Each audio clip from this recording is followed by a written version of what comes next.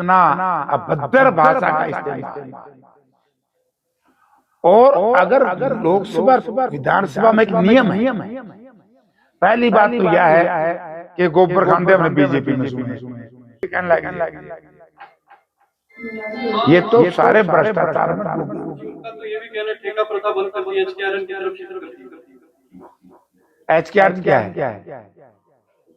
वो क्या है? वो भी ठेका सूत्रा नाम लिख दिया, हरियाणा कौशल रोजगार निगम। मैंने भी सोचा क्या किया, पहले तो अपने मंत्री की जांच कराए भाई, इसके मंत्री पे आरोप लग रहे, उस पर जांच कराए। मनोहर लाल जी चीफ मिनिस्टर थे ही नहीं कि एक मंत्री पे एक महिला खिलाड़ी से छेड़छाड़ के आरोप लगे थे, जांच कराई। हम चुनाव को लेकर बात करें तो हिसार में जिस तरह से परिणाम रहे, कांग्रेस की कहां चूक रही, जो कम वोट जो है। कांग्रेस की क्या चूक रही? कांग्रेस ने प्रयास किया, हमारे जो साथी थे उन्होंने काम किया, हमारे 3 विधायक, मैं और हमारे दूसरे सीनियर साथी लगे रहे। वो तो लोगों की मर्जी है कौन कितने वोट दे भाई। लेकिन ये चुनाव अलग अलग समय पर, लोकल बॉडी का अलग होता है, टेम्परामेंट पार्लियामेंट का अलग होता है, असेंबली का अलग होता है। तो इसमें ना तो कोई वीवीपैट था, इन मशीनों पे विश्वास कौन करे। वार्ड नंबर 10 में हमारी प्रत्याशी 500 वोट से लीड कर रही थी और एकदम 14 वोट से हरा दी। हमारे साथी ने जब उसमें प्रयास किया तो उन्होंने क्या कि अब कोई रिकाउंटिंग नहीं, कोई भी काउंटिंग नहीं। बोला घर की भाई खाता और चाचा लिखनिया, इसमें विश्वास ही नहीं था। इसी वक्त हमने उस वक्त भी विरोध किया था। 10 वार्ड का तो आपके सामने है, 500 से लीड थी हमारी और आखिर में 14 से हमें हरा दिया। कांग्रेस का चुनाव निशान था। मंत्री रणबीर गंगवा जी का कहना है बीजेपी ने कांग्रेस की सारी विकेट गिरा दी। गंगू वाली विकेट ले रहे हम तो, आजाद नगर जीत लिया।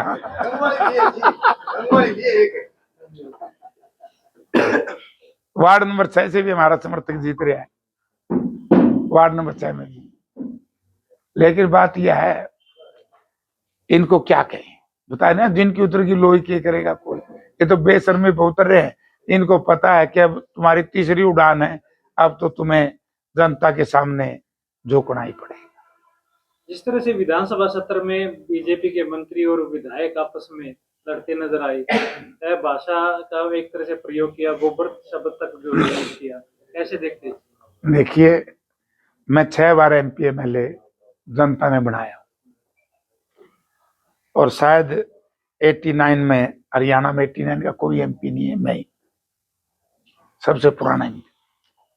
आज तक इतना अभद्र भाषा का इस्तेमाल।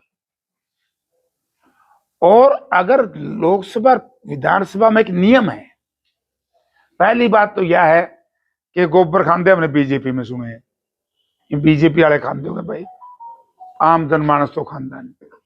वो MLA भी बीजेपी का, और जिस मंत्री ने कहा ये अमर्यादित शब्द थे, गोबर इंसान नहीं खाता, और जो बीजेपी ने कोई प्रथा शुरू करी तो मन बेरा। नंबर 2, गलत बात कही मंत्री ने।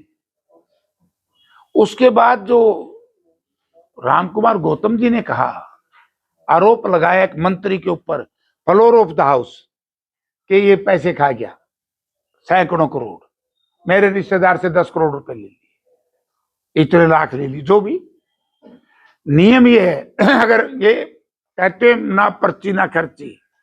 अब मैं मुख्यमंत्री जी से जानना चाहता हूं कि अगर आपकी सरकार ईमानदारी से चल रही है और आपके मंत्री के ऊपर भ्रष्टाचार के आरोप लगाए हैं, या तो जांच कराओ या जनता से माफी मांगो और ये कहो कि हम भ्रष्ट हैं। बीजेपी सरकार संपूर्ण भ्रष्ट है।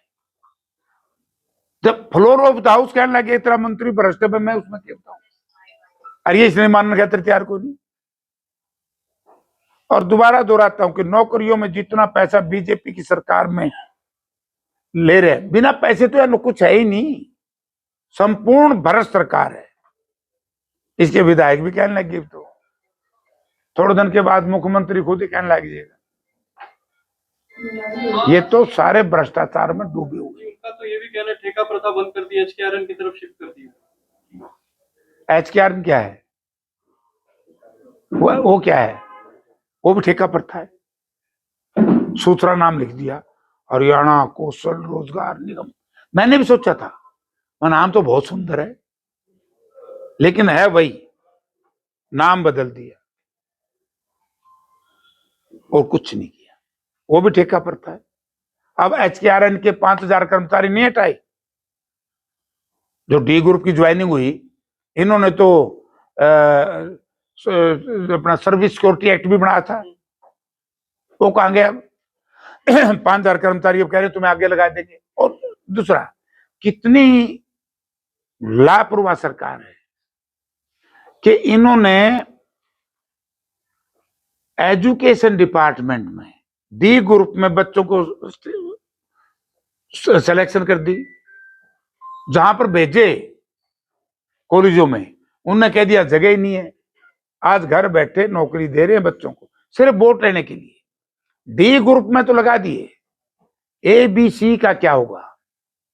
अब एसडीओ लगाए थे सारे स्टेट से बाहर के, प्रोफेसर लगाए स्टेट से बाहर के, मतलब जो भी एचसीएस लगाए स्टेट से बाहर के। इस प्रदेश के नौजवानों को, इस प्रदेश के किसान और मजदूर को सोचना पड़ेगा, वरना ये बहुत बड़ा नुकसान कर दिया। अंतिम सवाल, हमेशा जो देखा जाता है नायब सैनिक तंज कसते रहते हैं कांग्रेस पे कि हथियार गिर दिए कांग्रेस ने पे, मूर्छित हो गए हैं, ऐसा भी एक कल बयान आया। देखिए, ये तो वो आदमी है, लेना देना कुछ नहीं, दरअड का छिड़ियो ना। आज तक क्या किया इसने? पहले तो अपने मंत्री की जांच कराए भाई, इसके मंत्री पे आरोप लग रहे हैं, उस पर जांच कराए। मनोहर लाल जी चीफ मिनिस्टर थे ही नहीं कि एक मंत्री पे एक महिला खिलाड़ी से छेड़छाड़ के आरोप लगे थे, जांच कराई थी।